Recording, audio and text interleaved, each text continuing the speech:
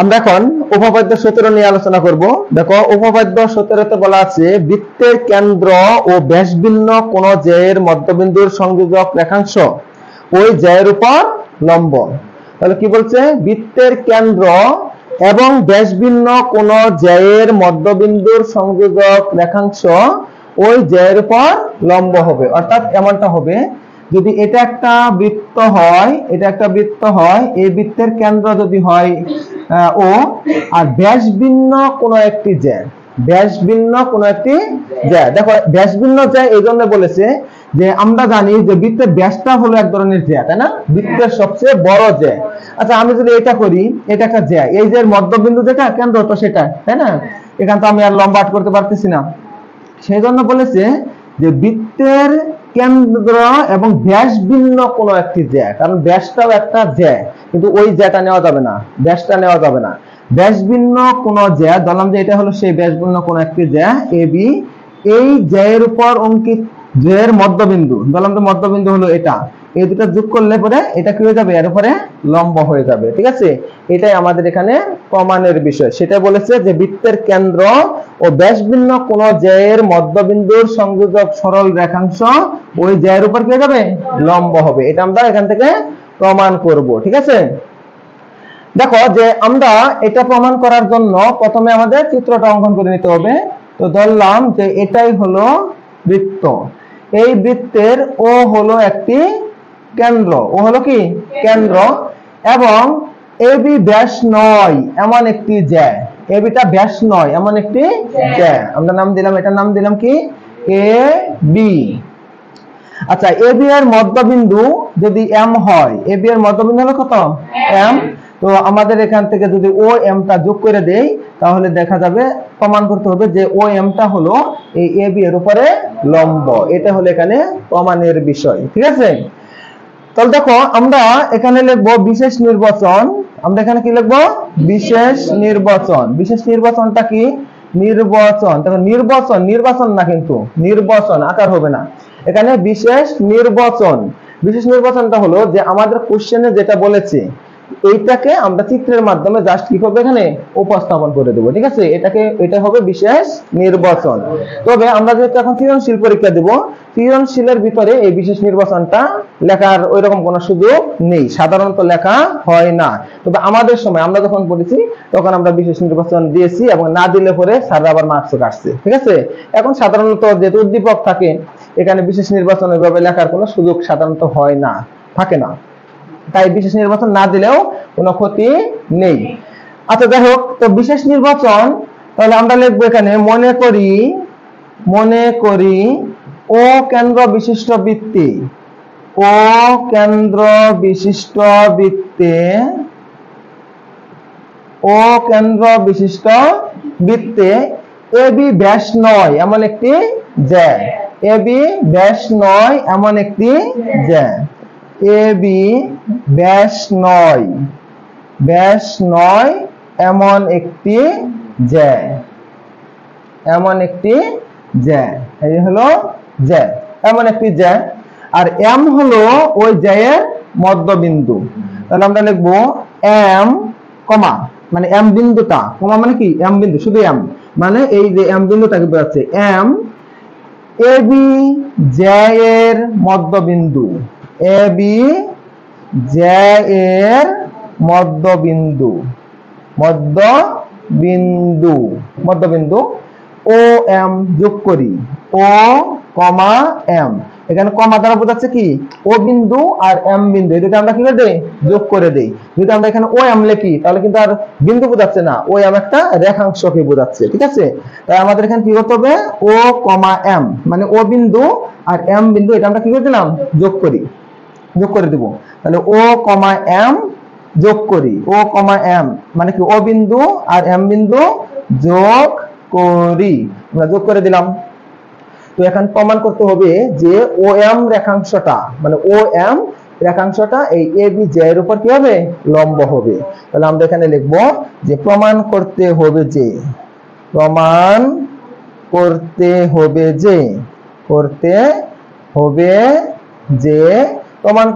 যে ও এম রেখাংশ A B এর উপর লম্ব। তুমি এইভাবে বাংলা ভাষাও দিতে পারো, আর যদি বলো যে না স্যার আমি এইভাবে দিব যে ও এম লম্ব এ বি, একই কথা। আমি বুঝাতে পারছি? আর কোনো সমস্যা আছে? তাহলে দেখো যে ও এম রেখাংশ এ বি এর উপর কি লম্ব। তুমি বাংলা ভাষায় দিতে পারো, ভাষায় লিখতে পারো এভাবে যে প্রমাণ করতে হবে যে ও এম রেখাংশ এ বি এর উপর লম্ব। আর এভাবেও লিখে দিতে পারো যে ও এম লম্ব কত এ বি, মানে ও এমটা হলো এ বি এর উপরে লম্ব। কারণ কোশ্চেন আছে? ওকে, এবার আসো যে আমরা এখন এইটা প্রমাণ করার জন্য আমাদের একটু অঙ্কন করে নিতে হবে। এটা প্রমাণ করার জন্য আমাদের কি করতে হবে? এখানে অঙ্কন করে নিতে হবে। সেই অঙ্কনটা কি, যে এখান থেকে আমরা এই এ ও আর বি ও তাকে যোগ করে দিব, এ ও আর বি ও কি করে দিব? যোগ করে দিব। তাহলে দেখো আমরা এখানে একটু অঙ্কন করে নিব যে অঙ্কন এ কমা ও, মানে এ বিন্দু আর ও বিন্দু এটা, এবং বি বিন্দু আর ও বিন্দু এটা আমরা যোগ করে দেব। তাহলে দেখো বি কমা ও যোগ করি, আমরা এই দুটা কি করে দিলাম? যোগ করে দিলাম। এ আর ও যোগ করলাম, আর বি ও ওটা কি করে দিলাম? যোগ করে দিলাম। এখন দেখো এখানে দুইটা ত্রিভুজ উৎপন্ন হয়ে গেছে, তাই না?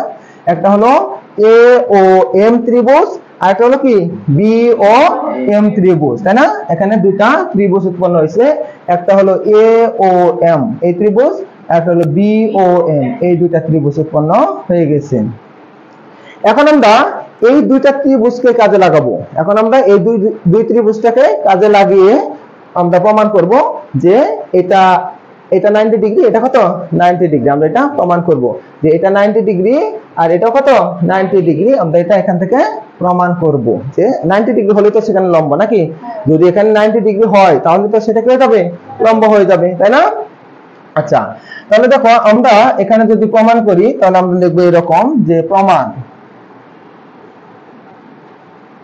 দেখো প্রমাণ, যে প্রমাণটা কি, ত্রিভুজ এ ও বি এবং ত্রিভুজ বি এ ও এম এবং ত্রিভুজ বি ও এম হতে পাই। তাহলে আমরা এখানে লিখব যে ত্রিভুজ এ ও এম, ত্রিভুজ এ ও এম এই ত্রিভুজ, এবং ত্রিভুজ বি ও এম ও ত্রিভুজ বি ও এম হতে পাই, হতে পাই। দেখো আমরা এখন এই দুই ত্রিভুজটাকে তুলনা করব। দেখো ত্রিভুজ সর্বসম হওয়ার ষষ্ঠ অধ্যায়ে বা নিচের ক্লাসগুলোতে কিছু প্রমাণ ছিল, আর ষষ্ঠ অধ্যায়ে কিছু বলে দিয়েছে, উপপাদ্য বলা আছে যে ত্রিভুজ সর্বসম হওয়া মানে সব দিক দিয়ে সমান হওয়ার কয়েকটা উপপাদ্য আছে, ঠিক আছে? ওইগুলো আমরা এখানে কাজে লাগাবো। তাহলে দেখি এই দুই ত্রিভুজটাকে তুলনা করি। দেখো যেহেতু এমটা হলো এ বি এর মধ্যবিন্দু, এম বিন্দুটা হলো কি এ বি এর মধ্যবিন্দু, তাহলে এ বি এর মধ্যবিন্দু যদি এম হয় তাহলে কি এ এম সমান কি বি এম হবে না? তাহলে দেখো এই ত্রিভুজের এ এম আর এই ত্রিভুজের বি এম এরা পরস্পর কি হয়ে যাচ্ছে? সমান হয়ে যাচ্ছে। তাহলে আমরা লিখি যে এই এ ও এম ত্রিভুজের এ এম বাহুটা এ এম বাহু, আর বি ও এম ত্রিভুজের বি এম বাহু এরা পরস্পর কি হলো? সমান। কেন? এই জন্যই হলো যে এই এম বিন্দুটা এ বি এর মধ্যবিন্দু, এ বি এর মধ্যবিন্দু, যেহেতু এম এ বি এর মধ্যবিন্দু তাহলে অবশ্যই এইটুকু আর এইটুকু পরস্পর সমান, ঠিক আছে? তারপরে দেখো যে তাহলে দেখো আমরা এখান থেকে কি লিখলাম, যে আমরা এখান থেকে লিখলাম যে এই এ এম আর বি এম এরা পরস্পর সমান। আবার দেখো এই এ ও আর বি ও এরাও পরস্পর সমান, এ ও আর বি ও এরাও কি পরস্পর সমান। দেখো আমরা এখানে লিখবো যে এ ও সমান কত বি ও এরাও পরস্পর সমান। কেন সমান? এরা এই জন্য সমান, দেখো এ ও এটাও একটা বৃত্তের ব্যাসার্ধ, বি ও এটা হলো কি বৃত্তের ব্যাসার্ধ। এটা যদি হাজার হাজার ব্যাসার্ধ যদি আট করা যেত, সকল ব্যাসার্ধ পরস্পর সমান। একটি বৃত্তের সকল ব্যাসার্ধ পরস্পর কি হবে? সমান হবে, তাই না? তাহলে দেখো এখানে এই এ ও একটা ব্যাসার্ধ, বি ও একটি ব্যাসার্ধ, যেটি একই বৃত্তের ব্যাসার্ধ, আর একই বৃত্তের সকল ব্যাসার্ধ পরস্পর সমান। তাহলে আমরা এখানে লিখে দিব যে একই বৃত্তের ব্যাসার্ধ, একই বৃত্তের এখানে দুটি ব্যাসার্ধ লিখেছি, তাই না? একই বৃত্তের আমি এখানে 1 কোটিটা ব্যাসার্ধ আট করতে পারতাম, সবগুলি পরস্পর সমান হতো। দেখো তোমাদের বইতে এখানে ধাপ 1, ধাপ 2, ধাপ 3 এভাবে দিয়েছে, তাই না? ওই ধাপ না দিলে কোনো সমস্যা নাই, ঠিক আছে? অত কাহিনী করার দরকার নেই, আমরা সরল সোজা মানুষ, আমরা সরল সোজা ভাবেই লিখবো, ঠিক আছে? ওকে, এবার আসো, তাহলে দেখো আমরা এই ত্রিভুজের দুইটা বাহু, এই ত্রিভুজের দুইটি বাহু পরস্পর কি হলো, সমান হলো, তাই না? আরেকটা জিনিস দেখো, এই যে ও এম, এই যে ও এম বাহুটা, দেখো তো ও এম এই ত্রিভুজের মধ্যে আছে না? এই ত্রিভুজের মধ্যে আছে না? এই ত্রিভুজের মধ্যে আছে না? তাহলে দেখো ও এম এই ত্রিভুজের একটা বাহু, ও এম এই ত্রিভুজের একটা বাহু। তাহলে আমরা এখান থেকে লিখতে পারি যে ও এম সমান ও এম, মানে এই ত্রিভুজের ও এম বাহু, আবার এই ত্রিভুজেরও ও এম বাহু পরস্পর কি সমান। এটা কি কমন একটা বাহু, তাই তো? দুই ত্রিভুজের মধ্যে আছে কমন বাহু না? এটাকে বাংলায় বলা হবে কি সাধারণ বাহু। কি বলা হবে? সাধারণ বাহু। আমরা কমনটাকে ভালো বুঝি, তাই না? কিন্তু এটা হলো কি সাধারণ বাহু। কার কোনো কোশ্চেন আছে? কার কোনো কোশ্চেন? দেখো তোমরা নিচের ক্লাসে পড়ে আসছো বা ষষ্ঠ অধ্যায়ে পড়েছো যে কি একটা ত্রিভুজের তিনটি বাহু অপর একটি ত্রিভুজের তিনটি বাহুর সমান হলে ত্রিভুজ দুইটা কি হয়ে যাবে? সর্বসম হয়ে যাবে। ত্রিভুজ দুটি কি হয়ে যাবে? সর্বসম, সব দিক দিয়ে সমান হয়ে যাবে, সব দিক দিয়ে সমান হয়ে যাবে। তাহলে আমরা এখানে দেখতেছি এই ত্রিভুজের এই বাহু, এই বাহু, এই বাহু, এই ত্রিভুজের এই বাহু, এই বাহু, এই বাহুর সমান হয়ে গেছে। তাহলে ত্রিভুজ দুটা কি হয়েছে? সর্বসম হয়ে গেছে। তাহলে আমরা এখান থেকে লিখতে পারি যে সুতরাং এই ত্রিভুজ আর এই ত্রিভুজ পরস্পর সর্বসম হয়ে গেছে, তাই তো? তাহলে আমরা লিখবো যে ত্রিভুজ এ ও এম এই যে হলো সর্বসম চিহ্ন, তাই না? এটা কি সর্বসম চিহ্ন। ত্রিভুজ বি ও এম, তাহলে দেখো এই ত্রিভুজ আর এই ত্রিভুজ সর্বসম, মানে সব দিক দিয়েই সমান। তাহলে দেখো বাহুগুলো তো সমান, ওইগুলো দিয়েই তো আমি প্রমাণ করলাম সর্বসম। তাহলে কি হবে? এই কোণ সমান এই কোণ, এই কোণ সমান এই কোণ, এই কোণ সমান এই কোণ, এগুলো। আর এটার ক্ষেত্রফল কি হবে? পরস্পর সমান হবে। এখন দেখো যে আমার এই কোণ আর এই কোণ দরকার নাই, এই কোণ আর এই কোণ আপাতত এই যে উপপাদ্যের জন্য প্রয়োজন নাই, আমার দরকার এই কোণ আর এই কোণ। তাহলে আমরা এখান থেকে লিখতে পারি যেহেতু সব দিক দিয়ে সর্বসম হয়ে গেছে, সমান হয়ে গেছে, তাহলে আমরা এখান থেকে লিখতে পারবো অ্যাঙ্গেল এ এম ও কোণ, অ্যাঙ্গেল এ এম ও কোণ আর হবে অ্যাঙ্গেল বি এম ও কোণ। এই বি এম ও কোণ, এই কোণ দুটা পরস্পর সমান। তাহলে দেখো এই কোণ দুটা কি হয়ে গেল? পরস্পর সমান হয়ে গেল। তাহলে দেখো যে আমি প্রথমে এই সমান চিহ্নটা আমি এভাবে দেই যে এই কোণ আর এই কোণ কি হলো? পরস্পর সমান হয়ে গেছে। এই কোণ আর এই কোণ কি হয়েছে? পরস্পর সমান হয়ে গেছে। সমান হলে তো হবে না, আমাকে দেখাতে হবে 90 ডিগ্রি কিনা, 90 ডিগ্রি কিনা, এক সমকোণ কিনা, সেটা আমাকে এখানে দেখাতে হবে। যদি এক সমকোণ হয়, 90 ডিগ্রি হয়, তাহলে কি হয়ে যাবে? সেটা এখানে লম্ব হয়ে যাবে। আমরা জানি যে যদি কোন একটি রেখার উপর আরেকটি রেখা লম্ব হয়, সেখানে কত ডিগ্রি কোণ উৎপন্ন হয়? 90 ডিগ্রি বা এক সমকোণ কোণ উৎপন্ন হয়। তাহলে আমরা এখন প্রমাণ করব যে এই এ এম ও কোণ, এই কোণ, আর বি এম ও কোণ, এই কোণ পরস্পর কি দুইটাই হলো কি 90-90 করে, দুটো হলো কি 90-90। এটা আমরা এখান থেকে প্রমাণ করব। দেখো এটা প্রমাণ করার জন্য যেটা করতে হবে সেটা হলো যে আমরা জানি যে এখানে এটা যদি একটা সরল রেখা হয়, তাহলে এখানে কত ডিগ্রি কোণ উৎপন্ন হয়? 180 ডিগ্রি কোণ, তাই না? এটা হলো একটা সরল কোণ। এটা একটা কি কোণ? সরল কোণ। সরল কোণের পরিমাণ কত? 180 ডিগ্রি। আচ্ছা ধরো যে এইটুকু হলো 20 ডিগ্রি, এটা কত? 20, তাহলে এইটুকু কত? 160, 100 কত? 60 ডিগ্রি হবে না? আর দুইটা মিলে তো 180 হতে হবে, দুইটা মিলে কি হবে? 180 ডিগ্রি হবে। আচ্ছা কোণ দুটা কি সমান হলো? সমান কিন্তু হয় না, একটা 20 আর একটা হলো 160, কিন্তু দুইটা মিলে কত হয়েছে? 180 হয়েছে। আচ্ছা আবার ধরো যে এখানটা টোটাল 180 ডিগ্রি কোণ, সরল কোণ, তাই না? আচ্ছা ধরলাম যে এইটুকু হলো 60 ডিগ্রি, এটুকু কত? 60, তাহলে এটুকু কত? 120, এটুকু কত? 120, তাই না? কারণ কি দুইটা মিলে কত হতে হবে? 180 হতে হবে। কোণ দুটা কিন্তু সমান হয় নাই, সমান হয়েছে? সমান হয় নাই। আচ্ছা তাহলে দেখো তো আমি যদি এখন এটা করি যে এখানে একটা সরল কোণ আঁকলাম, এটা হলো একটা সরল কোণ 180 ডিগ্রি, 180 ডিগ্রি। আমি যদি ওখানে 90-90 করে নেই, তাহলে দেখো এই যে হলো এইটুকু হলো 90 ডিগ্রি, এটাও কত 90 ডিগ্রি। তাহলে দেখো তো 90 কত 180 হয়েছে না, 180 হয়েছে না, 180 হয়েছে এবং কোণ দুটা কি হয়েছে পরস্পর সমানও হয়েছে। তাহলে দেখো তো এই যে এ এম বি এই টোটাল এখানে কি একটা সরলকোণ হয়েছে না, টোটাল এখানে কি একটা সরলকোণ হয়েছে না, আর সরলকোণের পরিমাণ কত 180 ডিগ্রি, সরলকোণের পরিমাণ কত 180 ডিগ্রি। তাহলে এখানে যদি 180 ডিগ্রি হয় তাহলে দেখো কোণ দুটা কি পরস্পর সমান, এটা আমরা প্রমাণ করেছি কোণ দুটা কি পরস্পর সমান, তাহলে কি অবশ্যই 90 90 180 না, 90 90 কি 180 না। সেই কথাটাই আমরা এখন লিখব যে যেহেতু কোণদ্বয় রৈখিক যুগল কোণ এবং এদের পরিমাণ সমান, আমরা এখন লিখব যেহেতু এই কোণ দুইটা যেহেতু কোণদ্বয় রৈখিক যুগল কোণ, রৈখিক যুগল কোণ, রৈখিক যুগল কোণ, রৈখিক যুগল কোণ, যুগল কোণ। দেখো রৈখিক যুগল কোণ বলতে কি বোঝা যাচ্ছে, একই রেখার উপর অবস্থিত এক জোড়া কোণ, যুগল মানে কি জোড়া। তাহলে দেখো একই রেখার উপর অবস্থান করতেছে, একই রেখার উপর অবস্থান করতেছে এবং এক জোড়া কোণ আছে, তাই না, একই রেখার উপর অবস্থিত এক জোড়া কোণ মানে দুইটি কোণ রৈখিক যুগল কোণ এবং এদের পরিমাণ সমান, এবং এদের পরিমাণ কি আছে, এদের সমান, এদের পরিমাণ কত আছে সমান, এবং এদের পরিমাণ সমান, এদের পরিমাণ সমান, এই দেখেন সমান কথা বলা আছে সমান। তাহলে দেখো যে যেহেতু কোণদ্বয় এই কোণদ্বয় রৈখিক যুগল কোণ এবং তাদের পরিমাণ সমান, তাহলে অবশ্যই 90 90 হতে হবে, 90 90 না হলে এখানে 180 ডিগ্রি হবে না।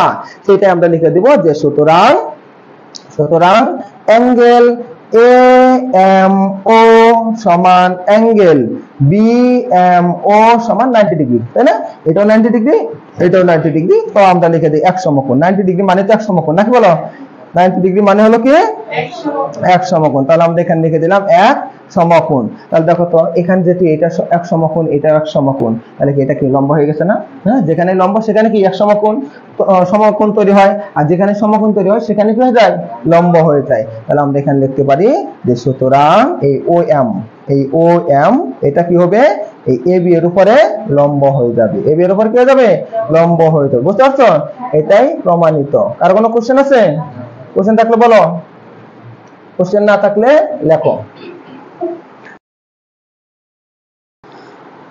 আমরা এখন 18 নম্বর উপপাদ্যটি প্রমাণ করব। দেখো 18 নম্বর উপপাদ্যে বলা আছে বৃত্তের সকল সমান জ্যা কেন্দ্র হতে সমদূরবর্তী, বৃত্তের সকল সমান জ্যা কেন্দ্র হতে সমদূরবর্তী।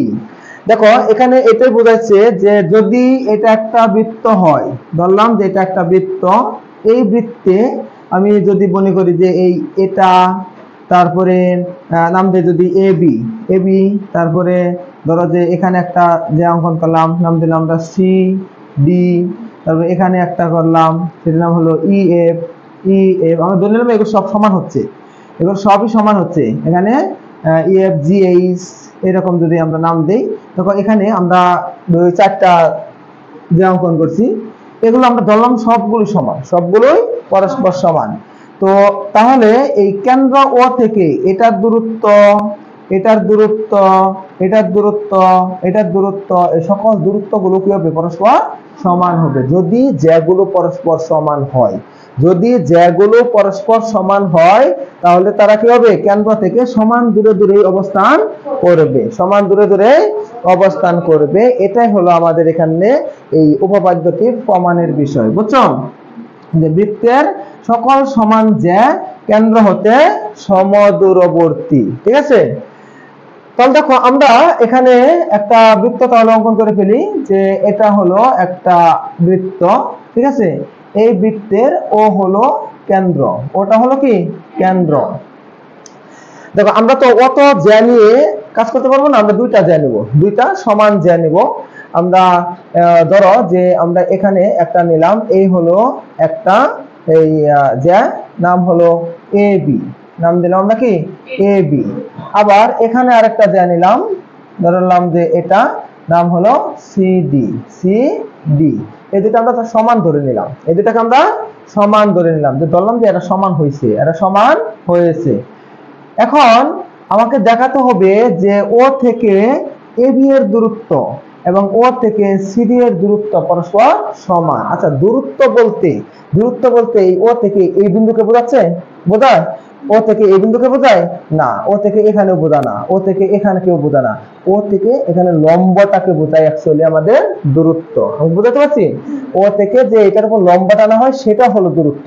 আবার ও থেকে এই এটা এবি এর দূরত্ব না, এই ও বি এটা কি এবি এর দূরত্ব না। এখান থেকে এই বিন্দু, এখান থেকে একটা বিন্দু নেই, এটা দূরত্ব না, এটা যুক্ত করে দিলে এটা দূরত্ব না।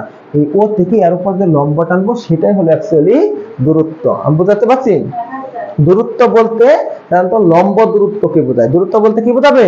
লম্ব দূরত্বকেই বোঝাবে। আর যাই হোক, আমাদের কোশ্চেনে যা বলেছে বৃত্তের সকল সমান যে কেন্দ্র হতে সমদূরবর্তী। আমি এখানে দুইটা সমান যে অঙ্কন করেছি, যে A B R C D কি পরস্পর সমান। তো আমরা একটু লিখি বিশেষ নির্বাচন। তো বিশেষ নির্বাচন না দিলেও কোনো সমস্যা নেই। বিশেষ নির্বাচন,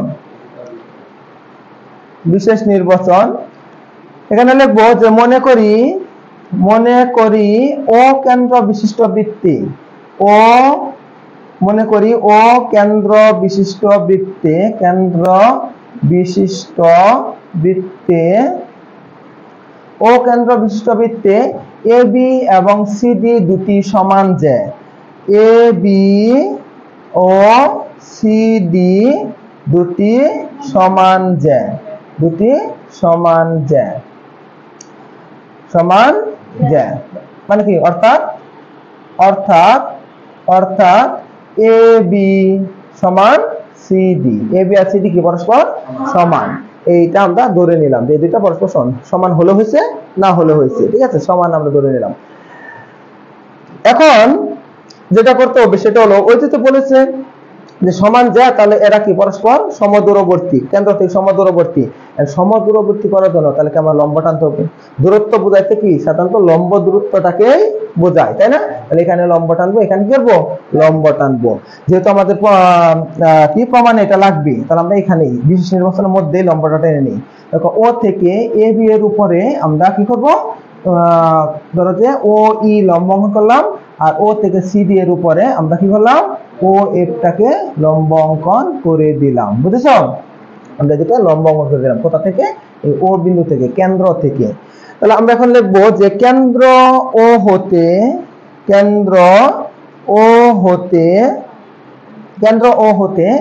এই এ বি এর উপর, A B O CD J এর উপর যথাক্রমে, A B O CD J এর উপর যথাক্রমে ও ই এবং ও এফ লম্ব অঙ্কন করি। এটা কিন্তু লম্ব অঙ্কন করছি, হ্যাঁ, এটা লম্ব চিহ্ন, তাই তো?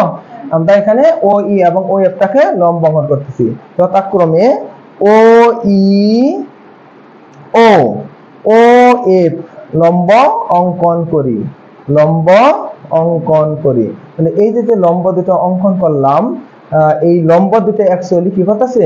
দূরত্ব নির্দেশ করতেছি। ও থেকে এ বি এর দূরত্ব ও ই, ও থেকে সিডি এর দূরত্ব হলো কত? ও এ। এটাই দূরত্ব নির্দেশ করতেছে, ঠিক আছে?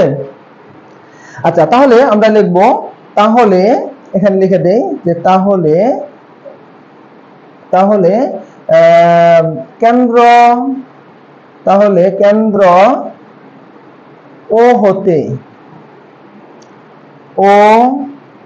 হতে এ বি ও সিডি এর দূরত্ব যথাক্রমে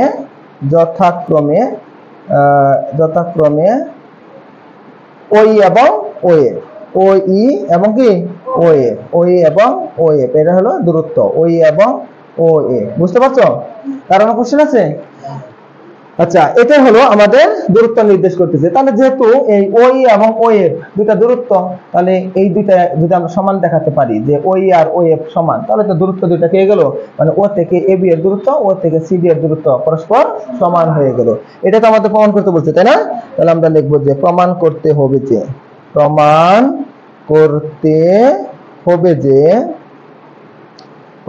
হবে যে ওই সমান ওএফ,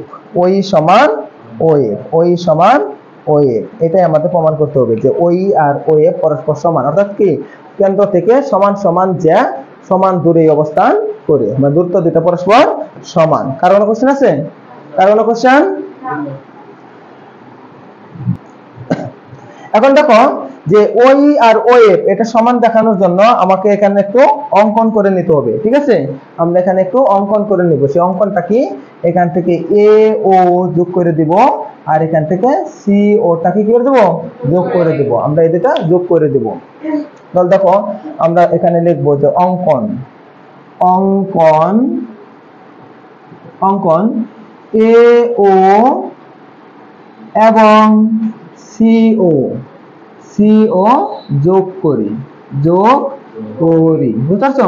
আমরা যেটা কি করে দিয়েছি, যোগ করে দিয়েছি।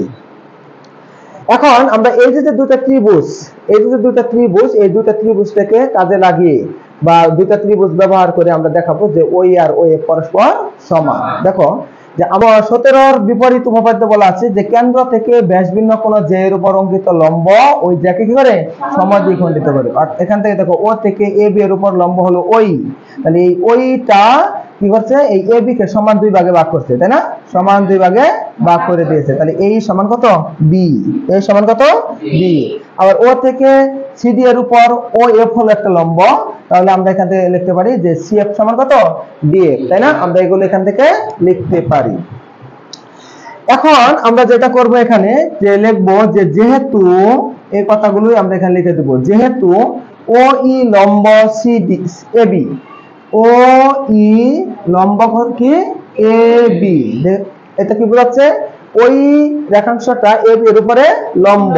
তাহলে ওদের আমরা বললাম যে যদি কেন্দ্র থেকে ব্যাসভিন্ন কোন জে এর উপর অঙ্কিত লম্ব আট করা হয়, কেন্দ্র থেকে ব্যাসভিন্ন কোন জে এর উপর লম্ব আট করা হয়, তাহলে কি করবে, ওই লম্বটা ওই জ্যাকে সমান দুই ভাগে ভাগ করে দেবে। তাহলে আমরা এখান থেকে লিখতে পারি যেহেতু ওই লম্ব এ বি, সুতরাং এই সমান বি। এই সমান কি, বি। তাহলে আমরা এখান থেকে লিখতে পারি যে সুতরাং সুতরাং কি লিখতে পারি, এ ই সমান কত, বিই। এই দুটা পরস্পর সমান। আচ্ছা, এই দুটা যদি পরস্পর সমান হয়, এই দুটা পরস্পর সমান, তাহলে এইটুকু এই এ বি আর কি অর্ধেক হবে না? এইটুকু এই এ বি আর কি অর্ধেক হবে না? আর ধরলাম এইটুকু হলো 4, এইটুকু 2, এইটুকু 2, তাহলে টোটাল কত, 4।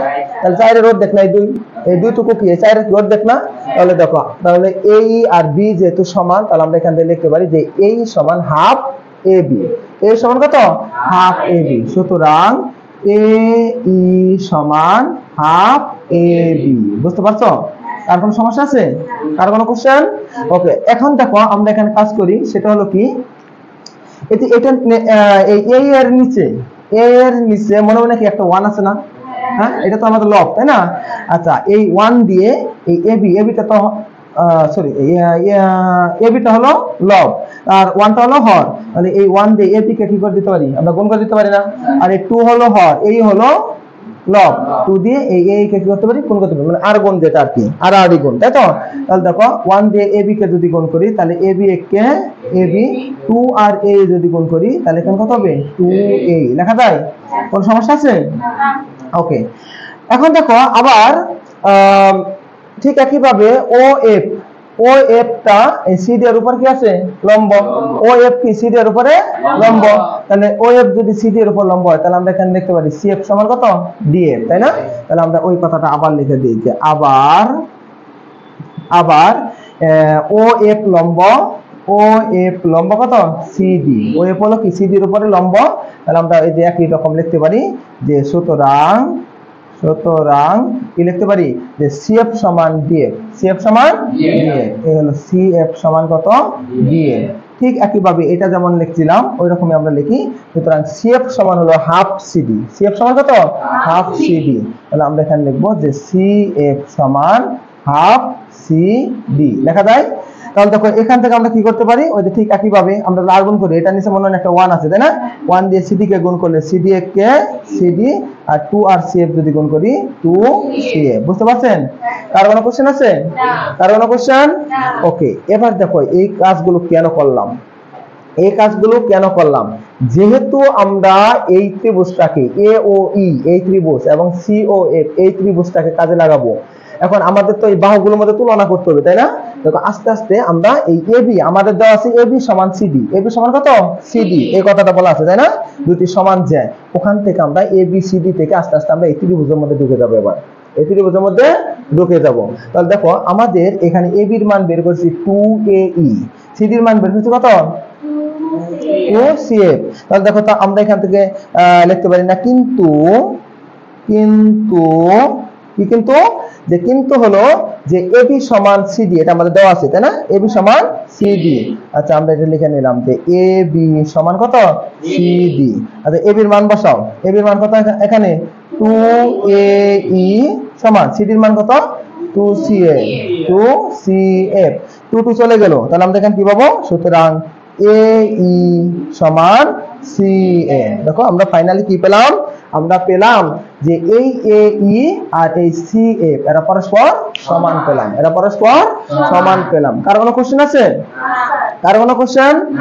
ওকে, এবার দেখো যে আমরা এখানে শেষ করে দিই। দেখো এবার আমরা এখানে যেটা করব সেটা হলো এখন আমরা এই দুইটা ত্রিভুজ তুলনা করব, দুইটা ত্রিভুজ তুলনা করব। দেখো এই ত্রিভুজে যেহেতু লম্বা টানছিলাম ওই, তাহলে এটা একটা সমকোণ না? এটা যেহেতু লম্বা টানছিলাম এটা কি সমকোণ না? আমরা জানি যদি কোনো ত্রিভুজে একটি সমকোণ থাকে তাহলে সেই ত্রিভুজটাকে কি কোণ বলা, ত্রিভুজ বলা হয়? সমকোণী ত্রিভুজ। তাহলে এটা একটা সমকোণী ত্রিভুজ, এটা একটা সমকোণী ত্রিভুজ। এই সমকোণী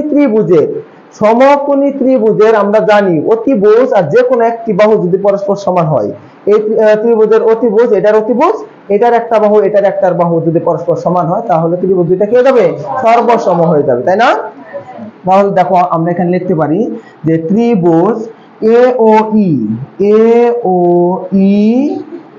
ও ত্রিভুজ COF সমকোণী ত্রিভুজ হতে পায়। সমকোণীটাকে উল্লেখ করে দিলাম, ঠিক আছে? সমকোণী ত্রিভুজ হতে পায়, সমকোণী ত্রিভুজ হতে পায়। দেখো আমরা সমকোণী ত্রিভুজ হতে, এই দুই সমকোণী ত্রিভুজ হতে পাই। দেখো যদি আমরা লিখি এটা সমকোণ তাহলে এই OA এটা কি একটা অতিভুজ, এটা সমকোণ তাহলে এটা হলো কি অতিভুজ, সমকোণের বিপরীত বাহুটা হলো অতিভুজ। তাহলে আমরা কি লিখতে পারি যে এই ত্রিভুজের OA, তাই না? অথবা লিখতে পারি অতিভুজটা উল্লেখ করে দিতে পারি, অতিভুজ OA সমান অতিভুজ OC, অতিভুজ OC। দেখো এটা পরস্পর সমান, কেন সমান? একই বৃত্তের ব্যাসার্ধ। দেখো OA এবং OC একটা বৃত্তের কি ব্যাসার্ধ না, দুটো ব্যাসার্ধ আছে না? তাহলে আমরা লিখতে পারি এখানে একই বৃত্তের ব্যাসার্ধ, বুঝতে পারছো? একই বৃত্তের ব্যাসার্ধ। আবার এই ত্রিভুজের AE আর এই ত্রিভুজের CF সমান, কেন? এই যে দেখো আমরা প্রমাণ করেছি যে AE আর CF পরস্পর সমান। তাহলে আমরা এখানে লিখে দিতে পারি যে AE সমান কত CF, AE আর CF এরা পরস্পর সমান। দেখো আমরা কিন্তু এটাই পড়েছি সমকোণী ত্রিভুজে যদি অতিভুজ দুটো সমান হয় এবং যে কোনো একটি করে বাহু পরস্পর সমান হয় তাহলে ত্রিভুজ দুটো কি হয়ে যাবে? সর্বসম। তাহলে আমরা বলতে পারি এই ত্রিভুজ আর এই ত্রিভুজ কি হয়ে গেল? সর্বসম, তাই না? তাহলে আমরা লিখবো যে ত্রিভুজ সুতরাং ত্রিভুজ AOE এই যে সর্বসম ত্রিভুজ কত COF, তার সর্বসম হয়ে গেল। সর্বসম হয়ে গেলে পরে সব দিক দিয়ে সমান, তাই না? তাহলে এই বাহুটুকু আর এই বাহুটুকু মানে ওই সমান OF হবে, এই কোণ আর এই কোণ সমান হবে, এই কোণ সমান হবে। আমাদের কোণগুলো এখানে দরকার নেই, আমাদের এখানে কোণ দরকার নেই, আমাদের এখানে বাহু দুটো দরকার। তাহলে ওই সমান OF। তাহলে আমরা এখান থেকে লিখতে পারি কি? সুতরাং OE সমান কত OA, তাই না? এটাই তো আমাদের প্রমাণ করতে বলছে, তাই না? এটা প্রমাণ করতে বলছে না? এটা প্রমাণ করতে বলছে। আর তুমি এখন ভাষায় লিখে দিতে চাও যে অতএব যে ত্রিভুজের সকল সমান যে কেন্দ্র হতে কি সমদূরবর্তী, সেটাও দিয়ে দিতে পারো, এখানে কোনো সমস্যা নেই। আর আমরা এখানে প্রমাণ করতে হবে যে ওই সমান OF লিখেছি, তাহলে এটাই ওই সমান OF আমাদের হয়ে গেছে। তাহলে এটাই হলো কি প্রমাণিত প্রুফ। বুঝতে পারছো? কার কোনো কোশ্চেন আছে? কার কোনো কোশ্চেন? লেখো। আমরা এখন 19 নম্বর প্রবলেমটি সমাধান করব, 19 নম্বর উপপাদ্যটি প্রমাণ করব। দেখো 19 নম্বরে বলা আছে যে বৃত্তের কেন্দ্র থেকে সমদূরবর্তী সকল জ্যা পরস্পর সমান। দেখো আমরা 18তে প্রমাণ করেছি কি যে সকল সমান জ্যা কেন্দ্র থেকে সমদূরবর্তী, আর এখন আমরা প্রমাণ করব যে সকল সমান কেন্দ্র থেকে সমদূরবর্তীর সকল জ্যাগুলো কি হবে, পরস্পর সমান হবে। আচ্ছা ধরো যে এটা যদি একটা বৃত্ত হয়, এটা যদি একটা বৃত্ত হয়, এই বৃত্তের সমদূরবর্তী সকল জ্যা, তাই তো, তাহলে এতটুকু দূরে, এতটুকু দূরে, এতটুকু দূরে, এগুলো আমরা দূরত্ব এ করলাম, এই দূরত্বগুলো কি পরস্পর সমান। আচ্ছা আমি যদি এখান থেকে একটা জ্যা অঙ্কন করতে পারি, আমি যদি এখান থেকে একটা জ্যা অঙ্কন করতে পারি, এখান দিয়ে যদি একটা জ্যা অঙ্কন করি, এখান দিয়ে যদি একটা জ্যা অঙ্কন করি, তাহলে এই যে জ্যাগুলো অঙ্কন করলাম, এই জ্যাগুলো সব কি হয়ে যাবে, সমান হয়ে যাবে। দেখো 18 এর বিপরীত এটা, 18 উল্টা এটা, ঠিক আছে। 18তে আমরা প্রমাণ করছি বৃত্তের সকল সমান জ্যা কেন্দ্র থেকে সমান দূরবর্তী, তাই তো।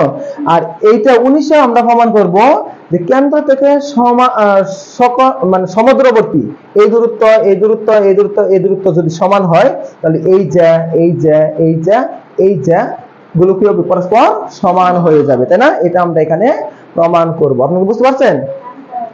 তাহলে দেখেন যে আমরা এখানে যেটা করব সেটা হলো যে আমরা এখানে একটা প্রথমে একটা বৃত্ত অঙ্কন করে নিলাম। আমরা তো এত জ্যা নিয়ে কাজ করতে পারবো না, আমরা দুইটা জ্যা নিয়েই কাজ করব, আমরা দুইটি জ্যা নিয়েই কাজ করব।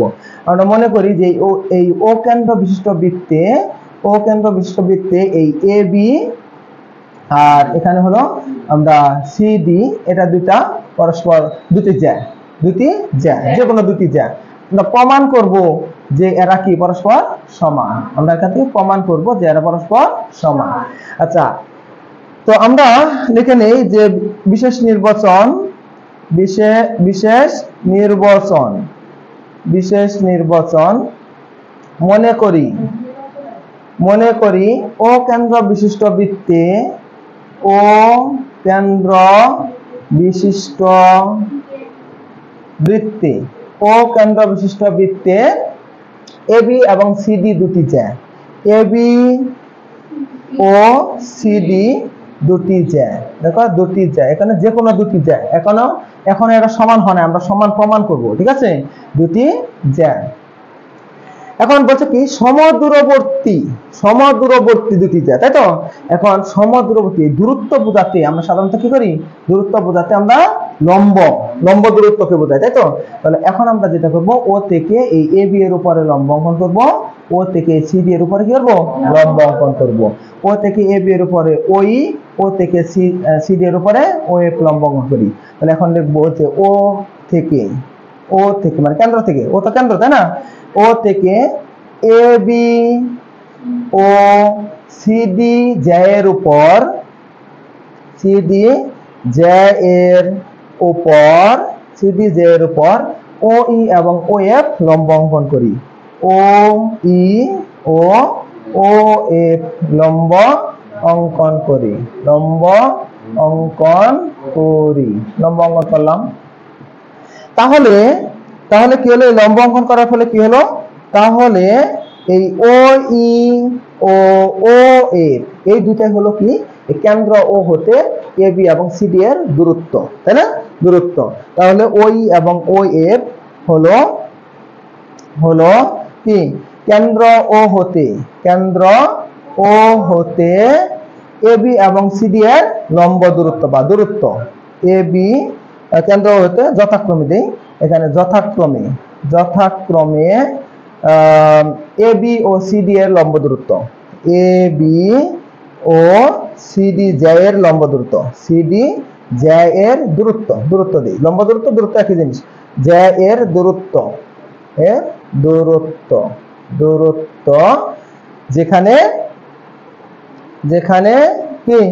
যেখানে এই ও ই এবং ও এফ পরস্পর সমান, ও ই আর ও এফ এরা কি পরস্পর সমান, ঠিক আছে, ও ই এবং ও এফ পরস্পর সমান। কারণ আমরা তো এটাই তো বলেছে কোশ্চেনে যে কেন্দ্র থেকে সমান দূরের অবস্থিত সকল সমান সকল জ্যা পরস্পর সমান, তাহলে কেন্দ্র থেকে সমদূরবর্তী, মানে এই দূরত্ব আর এই দূরত্ব পরস্পর সমান, কেন্দ্র থেকে সমদূরবর্তী, সমদূরবর্তী হলে তাহলে এটা আর এটা কি হবে, পরস্পর সমান হবে।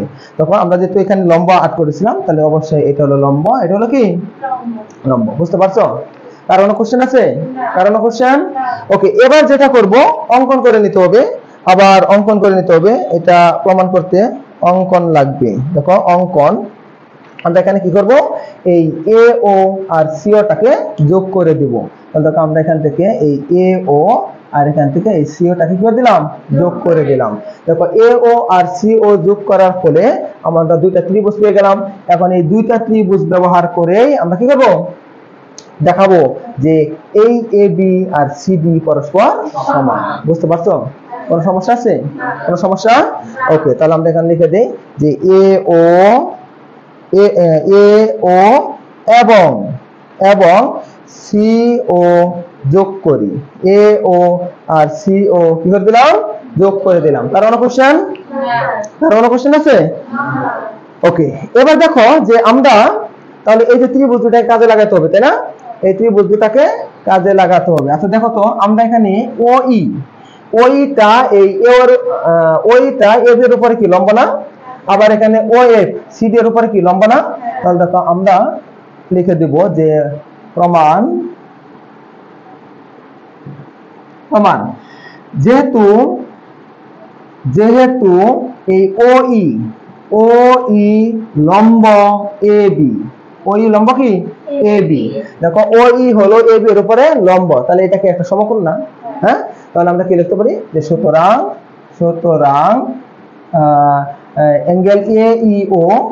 অ্যাঙ্গেল এ ই ও সমান এক সমকোণ। এটা কত? এক সমকোণ, তাই তো? এক সমকোণ। আবার এই ও এফ লম্ব সিডি, ও এফটা হলো কি সিডি এর উপরে লম্ব, আবার এখানে ও এফ লম্ব সিডি, ও এফ হলো কি সিডি এর উপরে লম্ব। তাহলে আমরা এখান থেকে আবার লিখতে পারি যে সুতরাং এই কি অ্যাঙ্গেল সি এফ ও সমান এক সমকোণ। তাহলে দেখো তো, এটাও এক সমকোণ, এই কোণটাকে এই ত্রিভুজের একটা অংশ, ত্রিভুজের একটা কোণ, তাহলে এটা সমকোণী ত্রিভুজ, এটাও এক সমকোণ, তাহলে এটাও কি একটা সমকোণী ত্রিভুজ।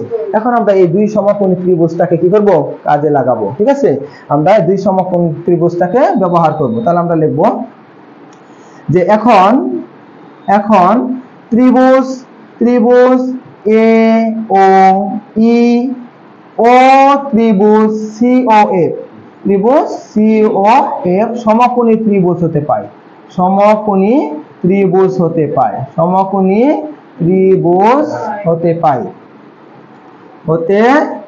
দেখো আমরা এই দুই সমকোণী ত্রিভুজ থেকে কি কি পাই।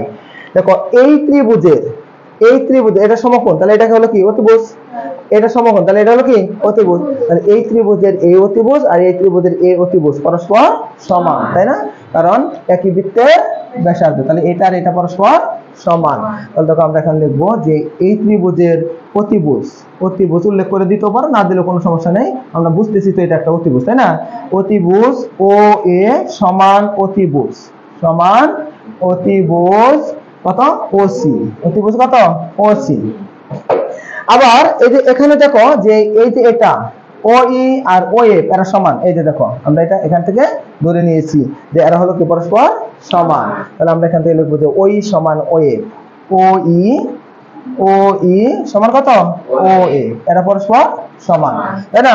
তাহলে আমরা এখানে লিখে দিই ও ই সমান কত ও এফ। তাহলে দেখো অতিভুজ, আমরা জানি সমকোণী ত্রিভুজের অতিভুজ আর যদি একটা করে বাহু পরস্পর সমান থাকে তাহলে ত্রিভুজ দুটা কে যায় সর্বসম হয়ে যায়। তাহলে আমরা এখান থেকে লিখতে পারি যে সুতরাং কি লিখতে পারি যে সুতরাং ত্রিভুজ এই এ ও ই সর্বসম ত্রিভুজ সি ও এফ, তাহলে এই ত্রিভুজ আর এই ত্রিভুজ কে গেল সর্বসম হয়ে গেল। আচ্ছা সর্বসম হলে কি সব দিক দিয়ে সমান, তাহলে এই কোণ সমান, এই কোণ সমান, এই বাহু সমান। আমার এই কোণগুলোর দরকার নাই, এই কোণ আপাতত দরকার নাই, এটা দরকার নাই এই অঙ্কের বেলায়, এই প্রমাণের বেলায় আমার দরকার বাহুগুলো দরকার। তাহলে আমরা কি লিখতে পারি যে এই বাহু আর সিএফ বাহু পরস্পর সমান। তাহলে আমরা এখান থেকে লিখতে পারি যে সুতরাং এই এ ই সমান কত সিএফ, এই আর সিএফ এরা পরস্পর সমান হয়ে গেল। আমরা ফাইনালি পেলাম যে এ ই এইটা আর এইটা কি পরস্পর সমান। আচ্ছা দেখো তো এটা আর এটা কি হলো পরস্পর সমান হয়ে গেল। আমার তো দেখাতে হবে এবি সমান সিডি, দেখাতে হবে কি এবি সমান সিডি দেখাতে হবে, তাই না? এখান তো লিখে নেই, প্রমাণ করতে হবে যে প্রমাণ করতে হবে যে তো লিখি নেই, মেন কথাটাই তো লিখি নেই, এখানে প্রমাণ করতে হবে যে এই কথাটাই লিখি নাই। দেখো আমরা এখানে তাহলে এই কথাটা লিখতে ভুলে গেছি যে এখানে হবে কি প্রমাণ করতে হবে যে, তাই তো প্রমাণ করতে হবে যে এই কথাটা আমরা লিখে দেই নাই, এখন লিখে দেই, মিস্টেকের ভুল হয়েছে তাই না? প্রমাণ করতে হবে যে, প্রমাণ করতে হবে যে এবি সমান সিডি, এবি সমান কত সিডি, এটা প্রমাণ করতে হবে। তারপর অঙ্কনটা এখানে ঢুকাই দিই যে অঙ্কন কি করেছিলাম এ ও এ কমা ও এবং সি কমা ও, তাই না? সি কমা ও যোগ করেছিলাম, মানে এ বিন্দু আর ও বিন্দু, সি বিন্দু আর ও বিন্দু যোগ করি, এটা লিখেছিলাম ওখানে, তাই তো? আচ্ছা লিখে দিলাম। এখন দেখো আমাদের এই সমান সিএফ আসলো, এইটুকু আর এইটুকু সমান, কিন্তু আমাকে দেখাতে হবে এবি সমান সিডি, এবি সমান কি সিডি দেখাতে হবে। তাহলে এখন আমাদের কি করতে হবে যে এই যে আমরা 17 বিপরীতে পড়েছিলাম যে কেন্দ্র থেকে ব্যাসভিন্ন কোন যে এর উপর অঙ্কিত লম্ব যাকে কি করে সমদ্বিখণ্ডিত করে, তাই না? সমদ্বিখণ্ডিত করলে কি এই সমান হাফ এবি হয়ে যায়, তাই তো? আবার এখান থেকে যেহেতু ওএফটা এটার উপর লম্বা আছে তাহলে এটাকে সমদ্বিখণ্ডিত করতে, তাহলে সিএফ সমান কত হাফ সিডি, তাই না? তাহলে আমরা এখানে এগুলো এখন লিখবো, ঠিক আছে? যেহেতু ও ই লম্ব এবি, ওইটা হলো কি এবি এর উপরে লম্ব, তাহলে আমরা জানি যে কেন্দ্র থেকে ব্যাসভিন্ন কোন যে এর উপর অঙ্কিত লম্ব যাকে সমদ্বিখণ্ডিত করে, তাহলে এইটুকু সমান এইটুকু, অর্থাৎ এই সমান কত হাফ এবি। তাহলে আমরা এখানে লিখে দেবো যে সুতরাং এ ই সমান হাফ কত এবি, এবি। আবার আর ও এফ লম্ব সিডি, ও এফ লম্ব কি সিডি, ও এফ হলো সিডি এর উপরে লম্ব, ও এফ লম্ব সিডি। তাহলে আমরা এখান থেকে লিখতে পারি সুতরাং সিডি, ও এফ লম্ব কত সিডি, তাহলে আমরা এখান থেকে লিখবো যে সিএফ সমান হাফ সিডি, সিএফ সমান কত সিএফ সমান হাফ সিডি, তাই না? কিন্তু এই যে এখানে আমরা প্রমাণ করে আসলাম এই সমান কত সিএফ, এই সমান সিএফ, তাহলে আমরা এখানে লিখবো যে কিন্তু, এখানে লিখে দেই যে কিন্তু